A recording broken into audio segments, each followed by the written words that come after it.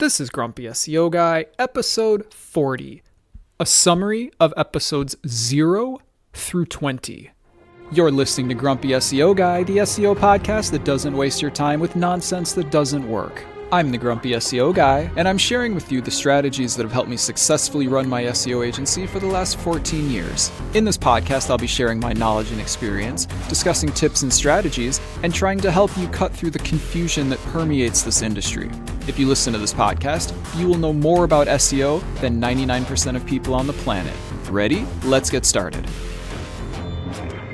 I'm the Grumpy SEO Guy. Let me tell you why I'm grumpy today. You know what? Actually, I'm not even grumpy today. This is episode 40. We're going to review everything that we've learned so far. Okay, but before we do that, actually, I apologize if the audio quality of this episode is not what you're used to. We've been having some severe winter weather, and it's been like negative 15 degrees Fahrenheit outside. And you know what? I'm not going to go to the studio when it's that cold.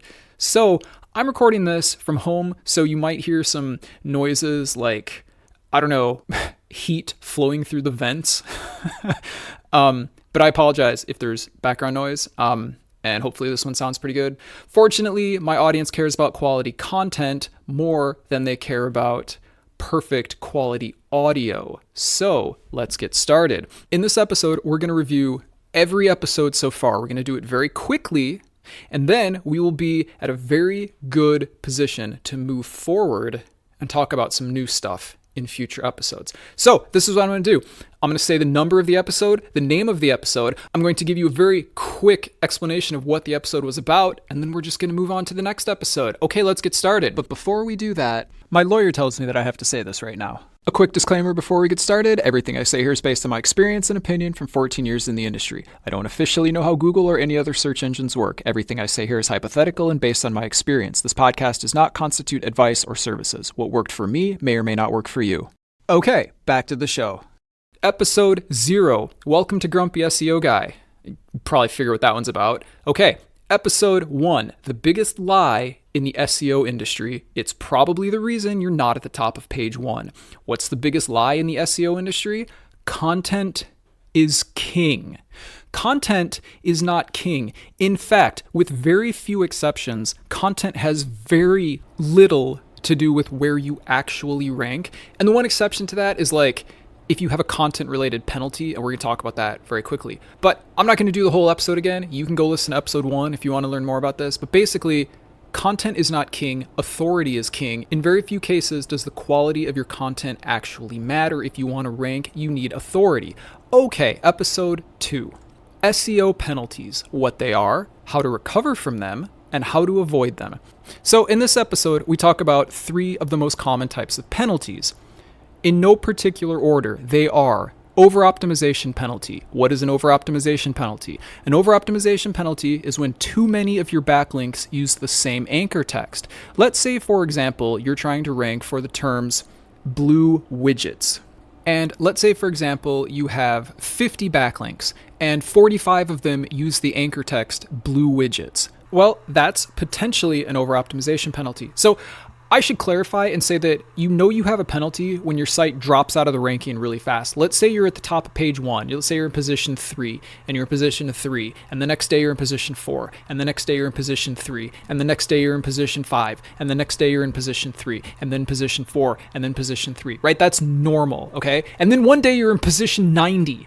Okay, and then you stay around position 90 for a while. That big drop out of nowhere, that might be a penalty. And so when you get a penalty like that, you need to look at your website and see what's going on. These are the 3 types of penalties that you should consider. And if that were to have happened and you say, well, wait a minute, I have 50 backlinks and 45 of them use the term blue widgets, you might have an over-optimization penalty. Another kind of penalty that we talk about is a spammy backlink penalty. What's a spammy backlink penalty? A spammy backlink penalty is when you're getting backlinks from spammy websites. If you get too many backlinks from spammy websites, you can get a penalty. And another kind of penalty we talk about in that episode is keyword stuffing penalties. And so a keyword stuffing penalty is basically when your keywords appear in your text too often. So what does a keyword stuffing penalty look like? A keyword stuffing penalty goes like this. Blue widgets look wonderful on your blue widget shelf. If you don't have Blue Widgets, you can go to the Blue Widget store and look at their selection of Blue Widgets, and you can buy a Blue Widget shelf, and then you can display your Blue Widgets on your Blue Widget shelf. Like, you get what I mean? Like, that's just terrible writing. Don't write like that. That can get you a keyword stuffing penalty. Okay, at the end of that episode, we talk about something called negative SEO, and I share a case study where we had a client get negative SEO'd. What is negative SEO? Negative SEO is when you basically give your competition a penalty through things like spammy backlinks or through things like over-optimization. People say that it's not actually a thing.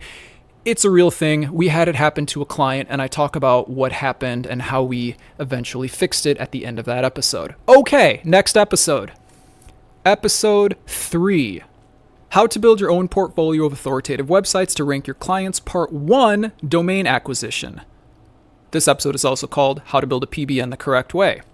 Okay, so as you know from episode 1, the way you rank is by getting authority. The best way to get authority is to get backlinks from authoritative websites. Actually, that's the only way to get authority. But there are 4 ways to get backlinks. 1, do nothing and let people find your website.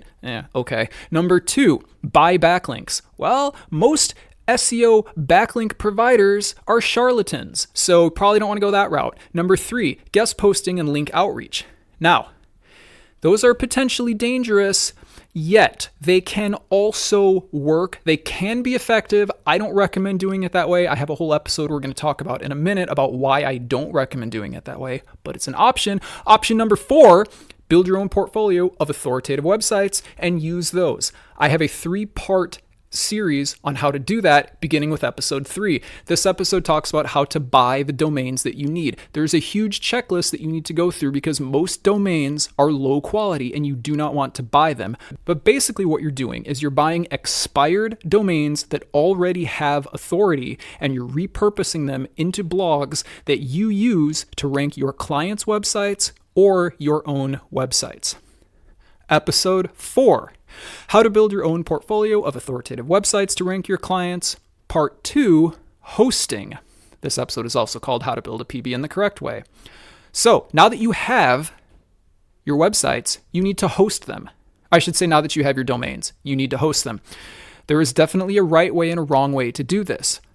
I go into detail on how to do it. The short version is that every website needs to be on a unique IP address. By the way, those unique IP addresses need to be unique at the first or second octet. And on that topic, don't use SEO hosting. Okay, SEO hosting is a terrible idea, and I explain why in this episode. That's what that episode talks about.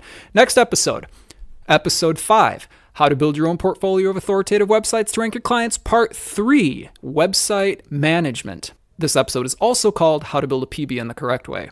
Once you have your websites and they're hosted, there's a correct way to manage them, to build links, to remove links, to put content on them, and all the things that you have to do. This episode explains how to do that. Okay, next episode. Episode 6. The best and worst clients I've ever had and what I learned from them. So, I'm not going to really go into a lot of detail on this one, but one of the things I talked about is when you're a backlink provider, you can have clients for years that pay you every month and you have almost no communication with them. Once the backlinks are up and running, there's not really much that needs to be done. It's pretty great. Some of the best clients I've ever had, I've spoke to maybe a couple times in 4 or 5 years. It's great. And then I also talked about the worst client we've ever had, who half of it is because they were a terrible client, and half of it was because it was my fault for not establishing boundaries before we began.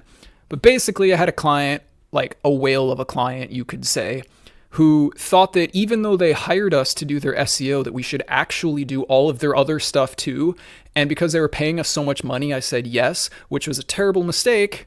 Listen to the episode if you want to learn more. That's all I'm going to say about that for now. Episode 7. The 4 most annoying things in the SEO industry. So I'm not going to get into what they are, but basically there's a lot of things that are annoying. There's a lot of expectations and mistaken beliefs that people have. So a lot of your time, for example, when you first get a new client, is spent educating that, not all the time, okay, but much of the time is spent educating the client on how SEO really works, because a lot of clients will say things like, oh, so you're just going to write good content for us, right? Nope. Or they're going to say, oh, so you're just going to like get some plugin, right? And then just like type in the keywords and then that's SEO and then we're going to rank. Oof, where did you even hear that that's how SEO works? I mean, I understand.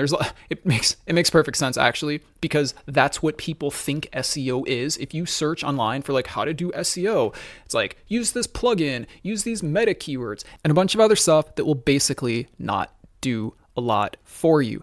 Anyway, let's move on to the next episode. Episode 8, everything you need to know to run a successful reputation management campaign.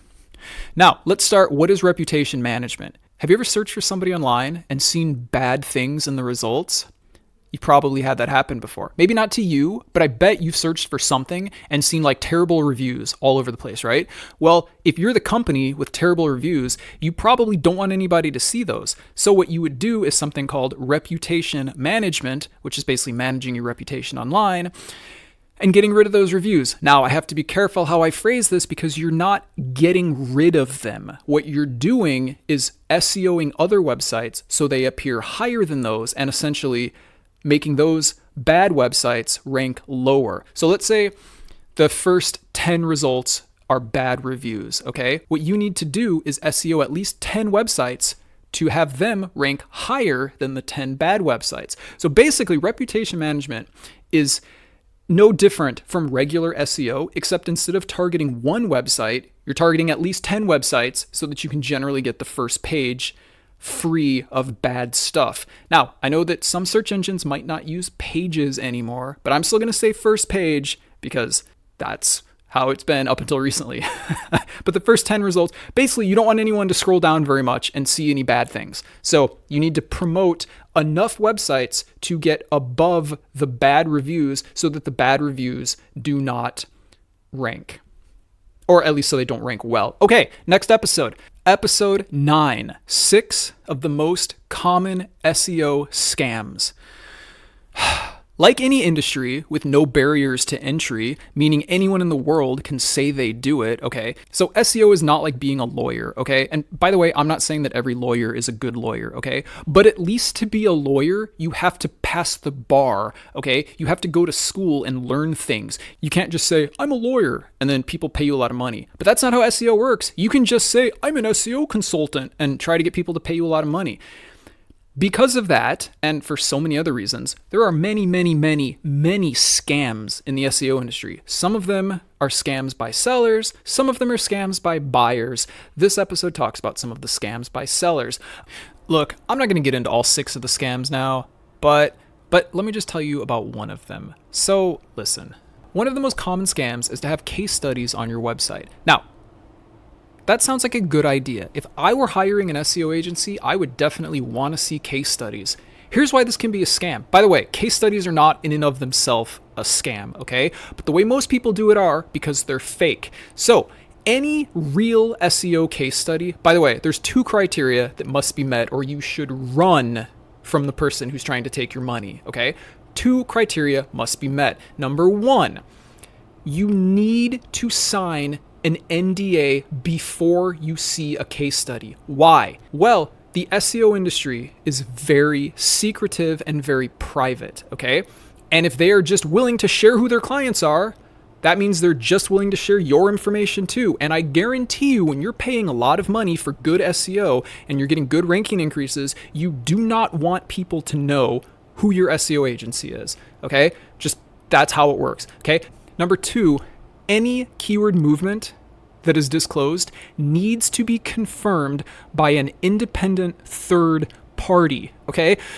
Let me tell you why I say this. I have seen scammy SEO consultants use Excel charts to demonstrate keyword movement. They say our client was down here and now they're up here. In other words, they used to be, let's say position 15 and now they're in position 1. Well, that sounds good, right? I'd like to get to position 1. Yeah, except that didn't happen because they made the chart themselves in Excel. It's not real SERP tracking data. It's not real data. It's a fake chart they made in Excel. There's literally no reason to do that because real third-party SERP tracking tools make charts for you. You don't have to do it in Excel. So anyway, if you see clients plastered all over somebody's website, it's fake, it's a scam. Do not trust that person.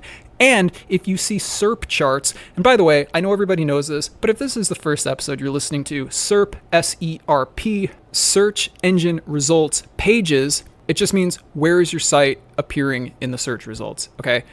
And a SERP tracker is any tool that tracks the position of your keywords so you know where you rank, okay?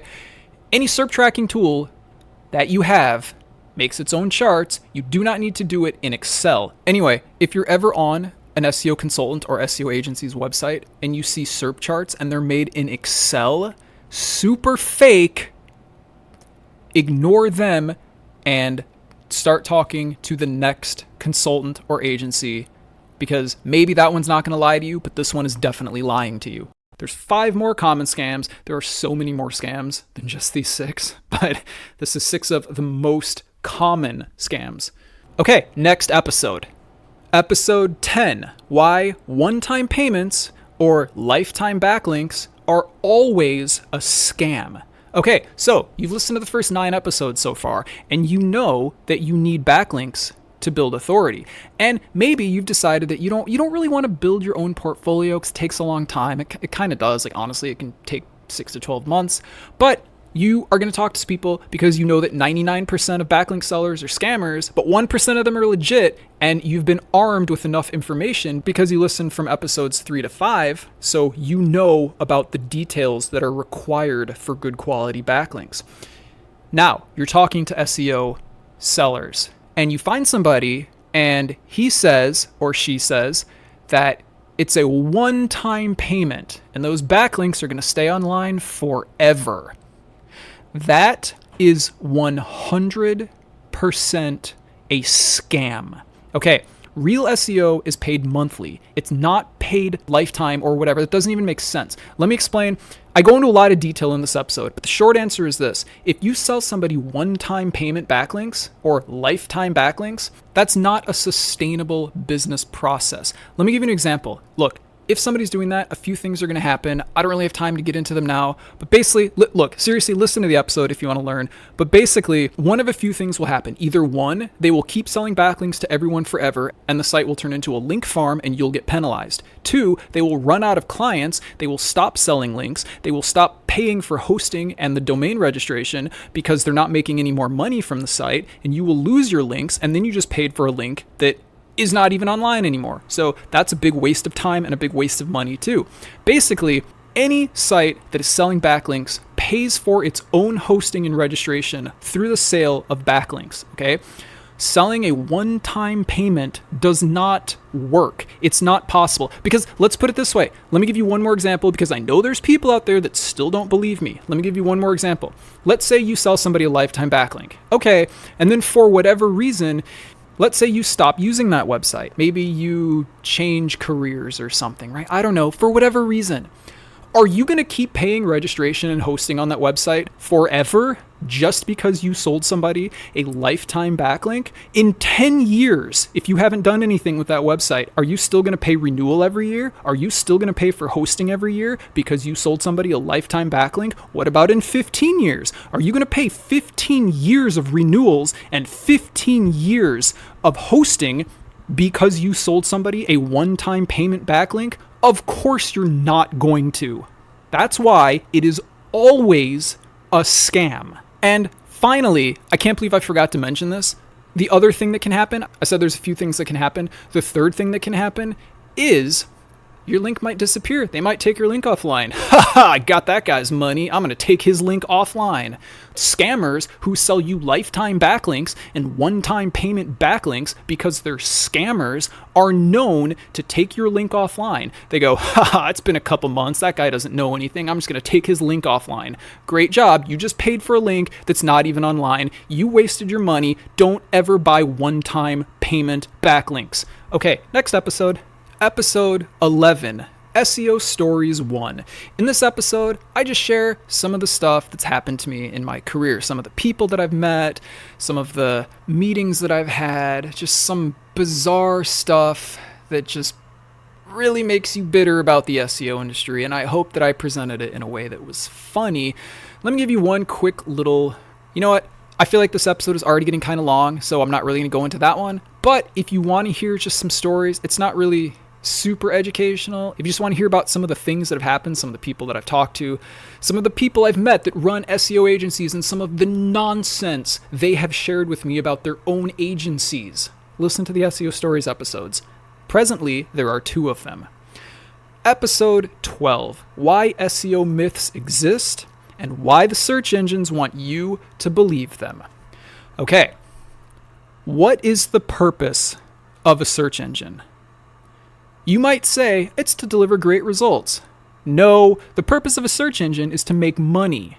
Okay, now, their secondary purpose is probably to deliver good results, because if they deliver good results, you will keep using them. If you keep using them, they will make money, because occasionally you will click an ad. Why do search engine optimization myths exist? Well, let's say everybody knew that search engine results can be manipulated. And just to clarify here, search engine results can be manipulated. The purpose of SEO is to manipulate the search engines, okay? Look, people make a big deal out of white hat and gray hat and black hat. It doesn't matter. They're all manipulating the search engines. It's just how legit are you being in your manipulations, okay? Like, I don't think that anything that we do is necessarily considered black hat. But I will tell you that all SEO, I'm the first, okay, look, I've run an SEO agency for 14 years. I am the first person to tell you that all SEO is manipulation. I don't care if you're doing like super legit, like clean cut, like never buying any backlinks, because people think that buying backlinks is bad and manipulative. Like, let's say you're only doing on-page SEO and good content, okay? That's still manipulation, because you're still trying to portray your website in a favorable light to the search engines. So it's still manipulation, okay? SEO is manipulation. And then I think I said in this episode that if you don't like the word manipulation, you can use the word influence. The purpose of SEO is to influence the search engines. The purpose of SEO is to manipulate the search engines. You guys, the purpose of SEO is to manipulate the search engines, okay? Anyways, if everybody knew that search engines could be manipulated, do you think they would trust search engines? No, of course they wouldn't. They'd be like, oh yeah, don't use that search engine. They can be manipulated, right? That would probably happen. Therefore, it's in the search engine's best interest to not let people know that results can be manipulated. Therefore, they say things like, content is king. As you know from episode 1 and many other episodes, content is not king. Content does not influence rank to a large degree. Like a tiny degree. I'm not going to talk about it now. But let me tell you, if you're not ranking where you want to be, it is nearly guaranteed that the problem is you don't have enough authority, and very, very, very small chances that you have a content problem, okay? So, search engines, and let's call them SEO influencers, because you know who I'm talking about, the gurus, many of them have some paid courses that you can buy if you want, okay? They all like to say, not all of them, most of them like to say that content is king. Content is not king. Anybody who's done SEO for more than, I don't know, a month, let's say 6 months, because usually it takes about 6 months of creating great content and not ranking at all before you finally grasp the fact that content does not matter. It usually takes, I'm just guessing from what I've read online, but I figure it takes about 6 months. I've seen a lot of people post online and they're like, it's been 6 months and I have great handwritten content and I have all these articles and it's awesome and it's so great and I'm an expert in my field and I know everything and it's great content and I'm not ranking and my competition has terrible content and they're ranking and they're in all the top 10 positions and what the heck. Like, awesome. It's great that that's happened, because now you realize that content doesn't matter. Anyways, if the search engines were to make it known that you could manipulate the results and content doesn't matter, people would stop believing the results that they get, and they would lose trust in the search engines, and ultimately the search engines would lose money. Therefore, it's in their best interest to tell you things like content is king. Okay, next episode. Episode 13, Things No One Tells You About Running an SEO Agency. I basically just whine through this whole episode about how it sounds awesome to run an SEO agency, but it's really annoying because people always want to do things like pick your brain, which means give me advice for free. Luckily for them, I made a podcast where I share everything for free. But like, seriously. Anyway, it sounds awesome, but you know, it's fun. Like I wouldn't have done it for 14 years if it wasn't great, honestly. But like, there's a lot of things that are really annoying about it. So that's what I detail in this episode. Episode 14, 6 reasons why link outreach and guest posting are dangerous and how real SEO agencies do it instead. I'm really proud of this episode because a lot of people think that buying links is bad, but somehow doing link outreach and guest posting is good. Okay, let me define those for you. Link outreach is emailing a website and saying, hey, can I have a backlink? Your website is related to my website, or this post of yours is related to my content. Can I have a backlink? It would be relevant and help your viewers or help your visitors. Okay, whatever. Guest posting is, hey, I noticed you have a website. I want to write an article for you, and in exchange, I get a backlink to my website. Now, that sounds like a win-win situation. They're getting free content, you're getting a free backlink. Whatever. Listen, I can tell you from experience that most instances of link outreach and guest posting will require money, okay? People with authoritative websites know what they have. Okay, if you have a super authoritative website and you know that a backlink from it is really going to help anyone who gets it, are you going to give it away for free?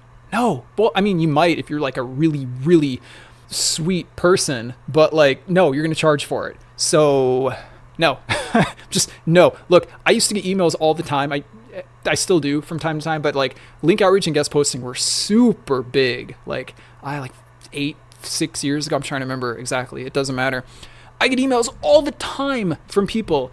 Basically, they were offering to buy an article on my website. They're like, we'll write the content, we'll pay you this much. And I appreciated the fact that they offered money up front, but I still turned down like 99% of them because it was usually some like scammy industry, or I just, I don't know. You gotta do a lot of research before you put a link on one of your sites, because if you link to a bad quality website, that affects your website too, okay? So I'm not just going to give anybody a backlink because they might do something shady, which affects my website, and then that affects all of our clients that are being linked to from that same website. So no. But anyway, if you want to do link outreach and guest posting, it's fine. There's 6 reasons on that episode why it's potentially dangerous, but I'm not really going to get into them now. But, look, link outreach and guest posting can benefit you. It can. I'm not going to say nobody's ever gotten ranking increase from it. They probably have, okay? But like, you guys, there's better ways to do it, okay? There's safer ways to do it. Link outreach and guest posting are not as safe as everybody thinks they are. Listen to that episode to find out why. Next episode 15, SEO History 101, how to future-proof your SEO, the future of algorithms, and AI. A big part of being successful in SEO is understanding the algorithms and how they work, but more importantly, why they work the way they do. If you can understand the theoretical basis of how algorithms work, you will basically, and I'm not guaranteeing this, okay, but you have a better chance of not being negatively affected by future algorithm updates, okay? So 2 of the things that I share on this podcast, and these are the 2 main things, by the way, to understand how algorithms work, is this. Number 1, if it can be automated, it will be devalued, okay? Don't do anything that can be automated. If you're wondering, should I do this SEO strategy? And you ask yourself, can it be automated? And the answer is yes, don't do it. End of discussion. Second is this. Would this ever naturally happen? If you're thinking about doing an SEO technique, ask yourself, would this ever naturally happen? If the answer is no, don't do it, because even though it works now, it's probably not going to work in the future and might even get penalized, just like keyword stuffing and over-optimization, okay? Over-optimization 10 years ago was like the best way, well, I should say 12 years ago, was like the best way to rank any website for anything. And what happened? Spammers took advantage of it. You can't do it anymore. And they even made a penalty for it. So not only does it not help you anymore, but it penalizes you. Anyway. And in this episode, I explained the history of search engine optimization, how it used to work back in the 90s when it was all about keyword stuffing, and how it works, how it evolved, why authority matters. And by the way, for everybody who has a problem with authority is going to be how it works until search engines get to a point where they can determine quality from reading content. They're not there yet. So in the meantime, authority matters. Anyway, listen to that episode if you want to learn more. Episode 16, how to do SEO on a brand new website. Okay, I get this question a lot. I have a brand new website. What should I do? This episode talks about how fast to build content, how quickly to build backlinks, and all the other stuff you should do. I don't have time to summarize it because this episode is already longer than I thought it was going to be. So go listen to that one. That's episode 16. Episode 17, how to fix 100% of SEO problems. All right, let me summarize one problem and how to fix it. I'm not going to explain the whole episode. You have to listen to the whole episode. Anyway, if you're not at the top of the search engines, you have a 99% chance that your problem is you don't have enough authority, okay? There's like less than a 1% chance that you have a penalty, and there's less than a 1% chance that there is a technical hurdle that needs to be overcome, okay? Probably the answer to your problem is to get more authority. You don't need to change your content. You don't need to change your internal links. You don't need to change your meta tags, okay? You probably, not guaranteed, but probably need more authority. Okay, next episode. Episode 18, how to sell SEO and how not to. You guys, this is another episode that I was very proud of. Look, I'm a technician. I'm not a salesman, okay? And I talk about that a lot in this episode.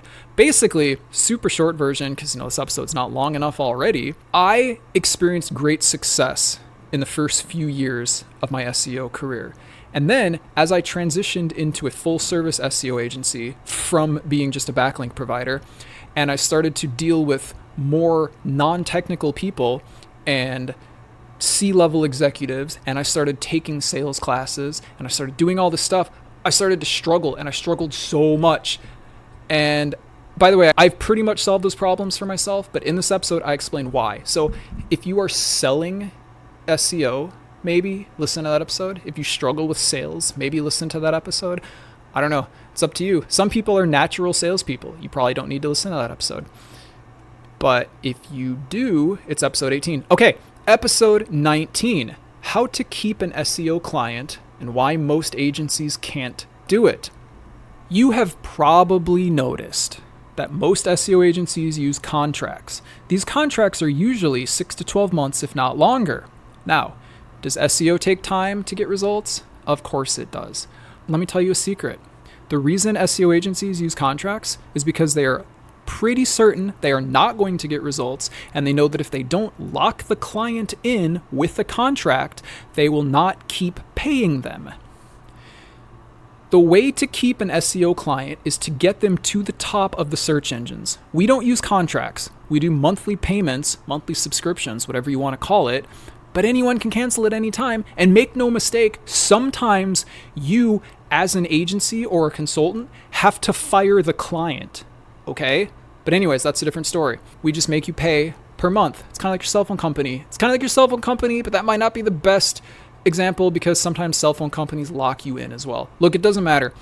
If you want to keep an SEO client, get them to the top of the search engines. I've talked to the CEOs of other SEO agencies who are dumbfounded when they learn that our average length of client retention is measured in years, not months like theirs. How do you keep a client for so long? Well, they're at the top of the search engines. Why would they leave?